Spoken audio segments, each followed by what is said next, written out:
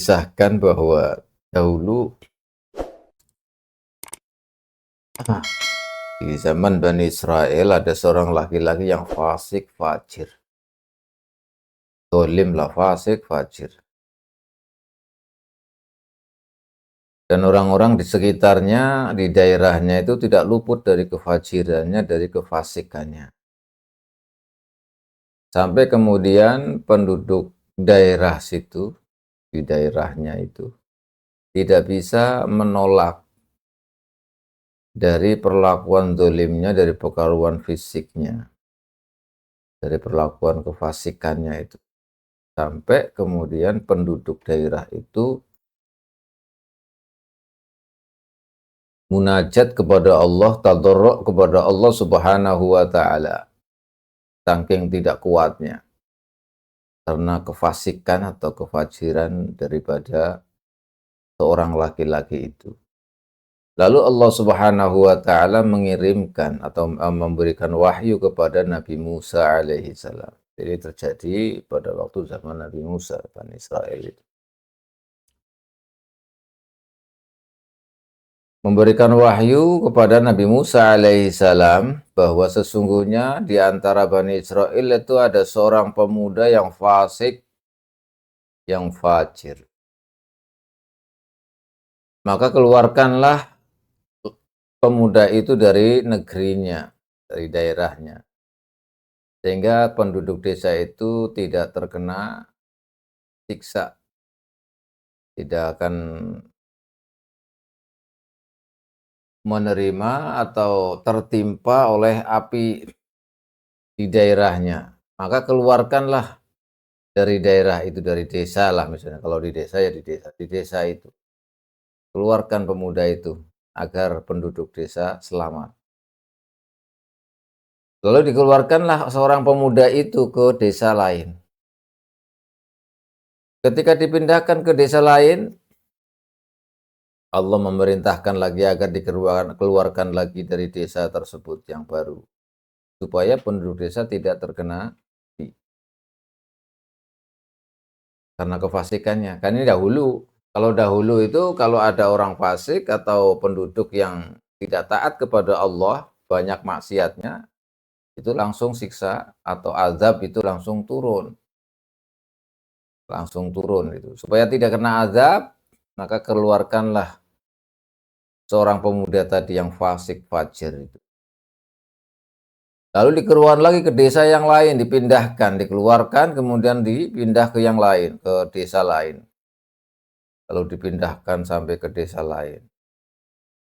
Dipindahkan ke desa lain juga diperintahkan oleh Allah agar dikeluarkan supaya tidak menimpa azab itu kepada penduduk desa yang dia tempati. Maka Allah Subhanahu wa taala juga memerintahkan kepada Nabi Musa alaihi salam agar dikeluarkan pokoknya tidak di daerah. Tidak di daerah yang ada penduduknya. Karena kalau dia sampai menempat di sebuah desa atau daerah, maka daerah itu akan terkena azab. Memang dahulu begitu. Kalau sekarang, masya Allah, karena kita nabinya Nabi Muhammad Shallallahu Alaihi Wasallam, orang maksiatnya kayak apa, banyak dosanya kayak apa, zolimnya kayak apa, juga masih dilindungi, dikasih kesempatan, masih dikasih kesempatan oleh Allah Subhanahu Wa Taala sampai bertobat, sampai meninggal dunia. Nah, kalau sampai meninggal dunia kok enggak, sampai mati lah, sampai mati kok enggak taubat, ya ini. Tapi kadang-kadang ya satu daerah kalau kemaksiatannya terlalu banyak, terus wali yang menjaga itu tidak kuat, bisa jadi bencana yang akan turun. Karena kebanyakan dosa, karena dosa itu panas, maksiat itu panas, bara api yang sejatinya itu. Merebaknya riba dan lain-lain itu sejatinya itu panas yang menimbulkan, yang menarik musibah-musibah. Yang menarik aslinya itu begitu. Tapi wali-wali pengganti Nabi Shallallahu Alaihi Wasallam yang bercokol atau yang berada di daerah itu yang kemudian meredamnya. Ini kalau nggak kuat bisa jebol nih penjagaannya, akhirnya terjadilah bencana-bencana. Ini sekarang kita alhamdulillah tidak seperti zaman dahulu. Kalau zaman dahulu begitu ada yang maksiat, tadi nggak mau ini, langsung terkena azab. Lah ini anak laki-laki ini, pemuda ini, saking kebanyakan dosanya di desa ini, jangan ditaruh di desa itu karena takut nanti penduduk desanya akan terkena azab, terkena bencana yang berupa bara api nanti akan turun di daerah tersebut.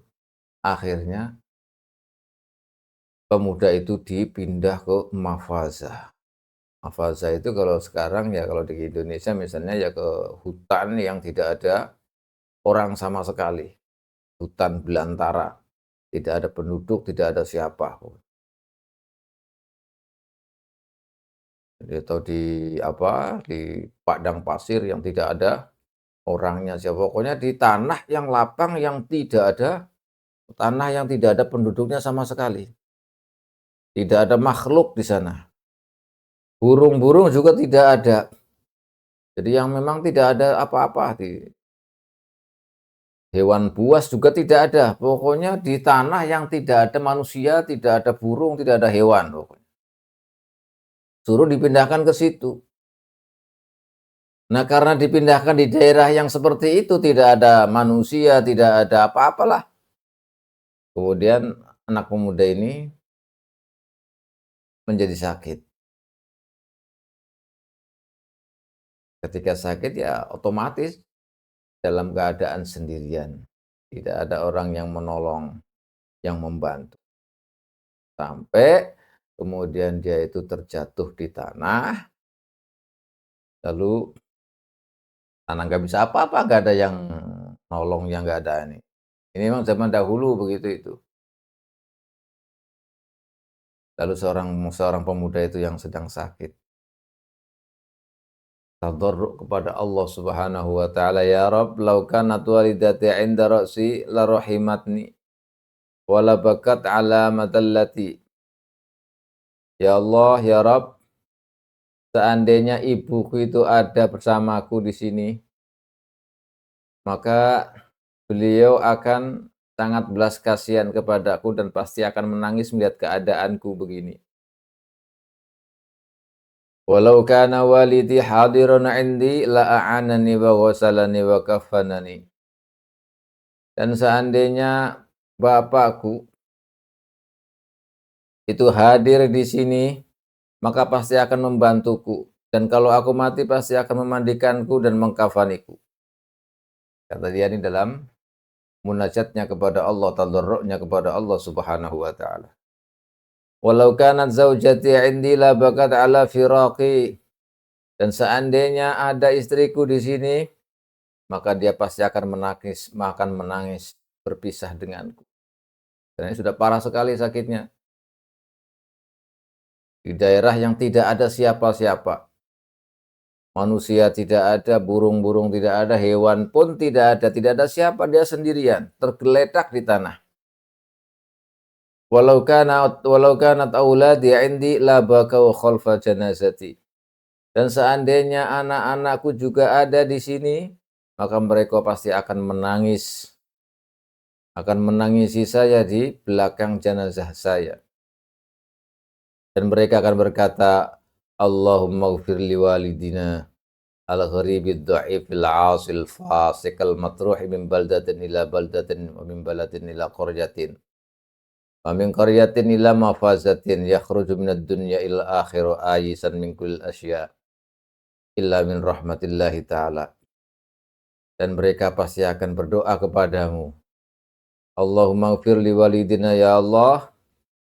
Doa mereka akan berkata begini, ampunilah bapakku al-gharibid dhaif, yang asing, tidak ada siapa-siapa di sisinya. Al-dhaifil 'asi, yang lemah dan banyak maksiat.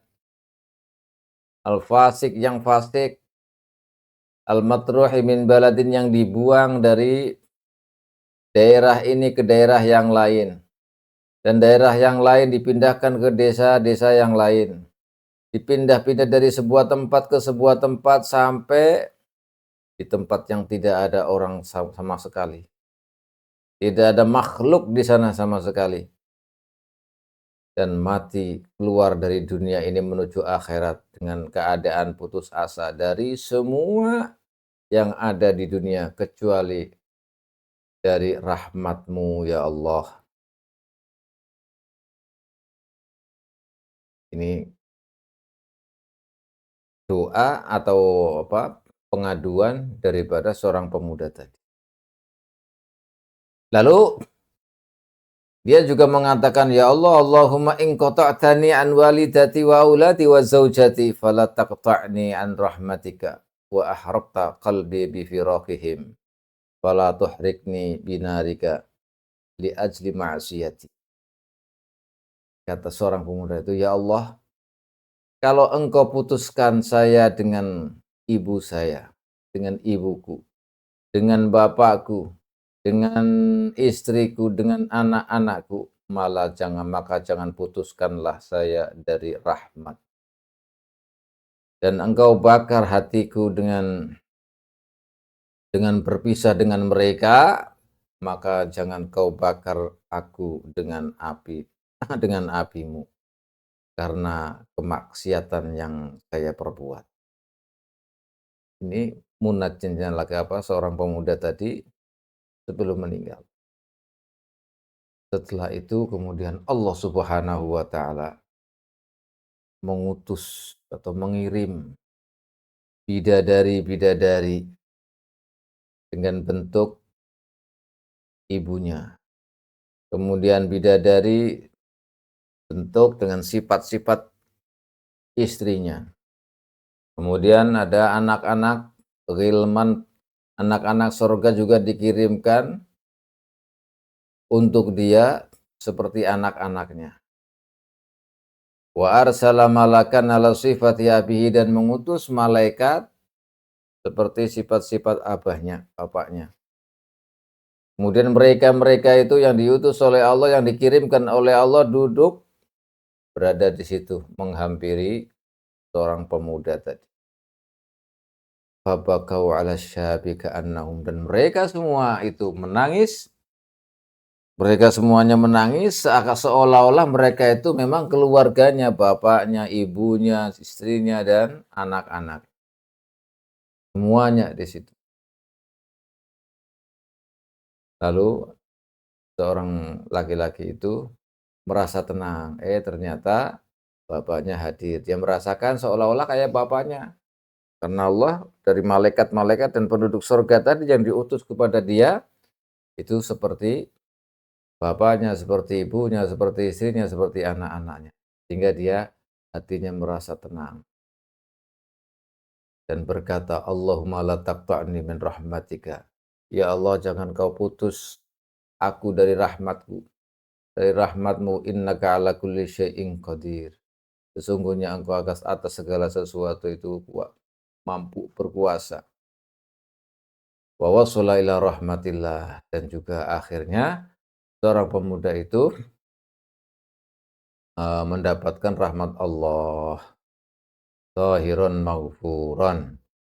Akhirnya sampai pada dia kematian mendapatkan rahmat Allah dalam keadaan thahir, suci, maghfuran, diampuni oleh Allah. Dari situ. Nah, setelah dia mati dalam keadaan seperti itu, fa'auhallahu ta'ala, Allah memberikan wahyu kepada Nabi Musa alaihissalam. Wahai Musa, idhab ila mafazati kaza wa maudhi'i kaza. Pergilah ke daerah ini, ke tempat ini. Dijelaskan semuanya. Pergilah ke sana. Setelah di sana ada seorang pemuda yang meninggal dunia. Setelah bukan siap, tapi dijelaskannya, qad mata fihi waliyun min awliyai faghsilhu wa kaffinhu wa salli alaihi. Musa datanglah ke tempat ini, daerah ini, Di sana ada seorang wali-waliku, salah satu dari waliku telah meninggal dunia, maka mandikanlah dan kafanilah, kemudian sholatilah. Ini perintah Allah kepada Nabi Musa alaihi salam. Lalu Nabi Musa mencari tempat itu dan mendatangi tempat yang dijelaskan tadi, yang dijelaskan oleh Allah. Datanglah Nabi Musa itu ke sana. Nah, setelah sampai di sana, ditemukanlah seorang laki-laki yang meninggal dunia dan dia mengatakan, "Loh, ini kan pemuda yang saya keluarkan dari desa ke desa sampai menuju sini. Bi amrillahi subhanahu wa ta'ala." Dan saat itu Nabi Musa juga melihat ada hurul ain, ada bidadari-bidadari surga yang semuanya sedang menangis di situ. Yang tadi menangisi seorang pemuda yang meninggal dunia dalam keadaan gurbah sendirian tadi. Lalu Nabi Musa bertanya kepada Allah, ini namanya kalimullah. Nabi Musa itu disebut kalimullah karena Nabi Musa selalu banyak munajat, karena banyak munajat kepada Allah Subhanahu wa taala maka disebut kalimullah. Walaupun secara fisik Nabi Musa itu lisannya kurang fasih. Ya fasih cuman kurang sedikit kalau dibanding dengan Nabi Harun, Nabi Musa ini.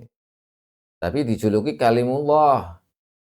Kalimullah karena Nabi Musa itu banyak munajat kepada Allah Subhanahu wa taala. Ini sebenarnya kalau ada apa-apa langsung lapor kepada Allah. Kalau ada apa-apa langsung lapor kepada Allah. Ini Nabi Musa makanya dijuluki banyak banyak sekali cerita-cerita yang seperti ini. Kalau ada apa-apa pasti Allah paling wahyu, memberi wahyu kepada Nabi Musa. Setelah memberi wahyu kepada Nabi Musa kemudian langsung menanggapinya. Nah ini seperti ini dalam cerita ini seolah-olah Nabi Musa itu kayak enak sekali, langsung lapor, langsung lapor, langsung lapor begitu. Ini, ya Rob, ama huwa alladhi syab al-fasiq alladhi akhrajtuhu minal baldah bi amrika. Ya Allah, bukankah ini seorang pemuda yang kau perintahkan untuk mengeluarkannya dari sebuah desa yang dulu itu dengan perintahmu? Lalu dijawab oleh Allah, "Na'am, ya Musa. Betul. Itu adalah pemuda yang saya perintahkan kepadamu untuk mengeluarkan dari daerahnya. Walakinni rahimtuhu wa tajawaztu anhu bi aninihi fi maradi wa bi firaqihi an watani wa an walidayhi wa auladihi wa zawjatihi wa arsaltu ilaihi hawra ala sifati walidatih wa malakan ala sifati abihi rahmatan lahu ala madallatih fi hurbatihi. Fa idza matal gharibu yubki alaihi ahlus sama. Yabki alaihi ahlus sama wa ahlul ardi rahmatan alaihi fa kaifa la arhamuhu wa ana arhamur rahim. Kata Allah, "Ya Musa, laki-laki tadi memang yang saya perintahkan kepadamu untuk mengeluarkannya dari sebuah desa, dari desa ke daerah lagi, ke desa lagi, ke daerah lagi. Tetapi saya telah merahmatinya dan mengampuni dosa-dosanya karena dia telah merintih saat sakit, karena dia telah berpisah dari negerinya, dari daerahnya, berpisah dari walidayhi, dari kedua orang tuanya, dari anaknya, dari istrinya. Lalu saya kirimkan haura, bidadari-bidadari dengan bentuk, dengan sifat kedua ibunya. Kemudian malaikat-malaikat, saya kirimkan malaikat ala sifati abihi, seperti sifat bapaknya. Karena saya kasihan, rahmatan lahu, memberikan rahmat kepadaku, karena kehinaan seorang pemuda itu dalam pengasingan.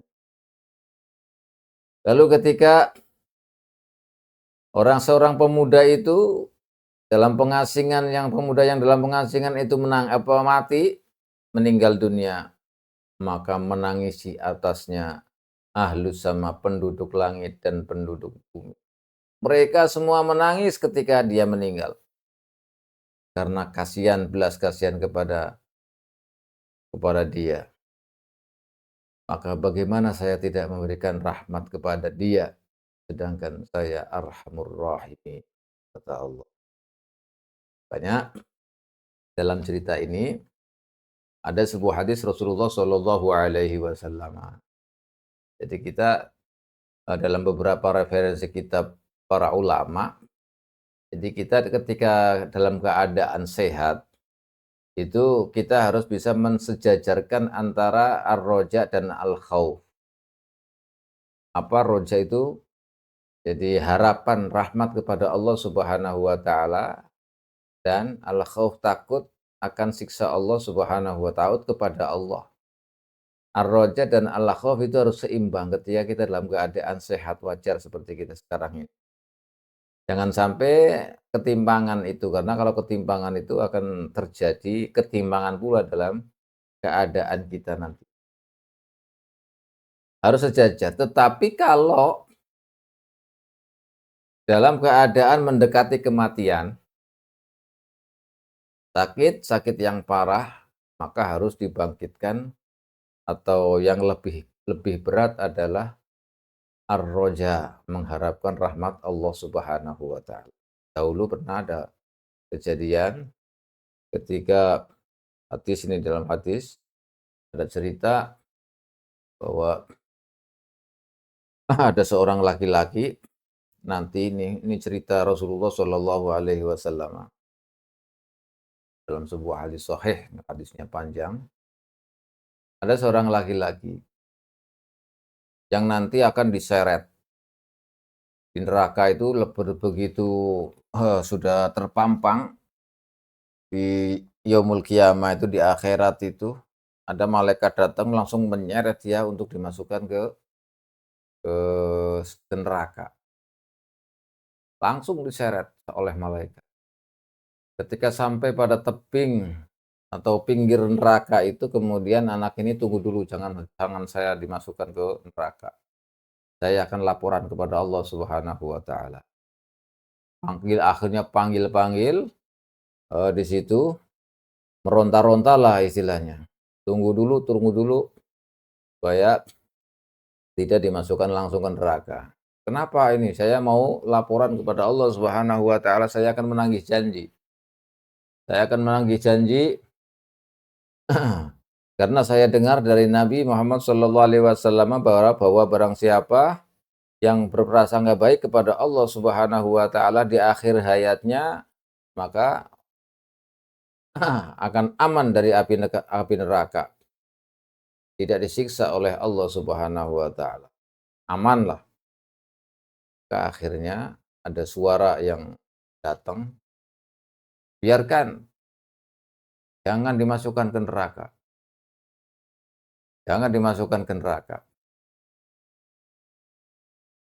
Akhirnya tidak jadi dimasukkan ke neraka. Malaikat ya, kan namanya malaikat itu hanya menuruti perintah.